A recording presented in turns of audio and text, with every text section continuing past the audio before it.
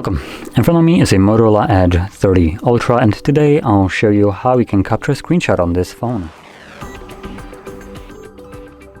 So to get started, open up content that you wish to capture, which I'll be using just the home screen as an example for this. And once your content is open and visible, press power key and volume down at the same time. This will flash the screen and give you this pop-up with a couple options like edit, share, Google Lens, and delete. And after a moment it disappears, as you just seen. Once it disappears, you can find your screenshot in your Photos application,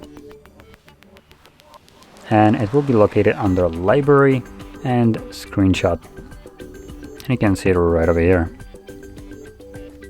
So there we go. That is how you would capture a screenshot here, and if you found this very helpful, don't forget to hit like, subscribe, and thanks for watching.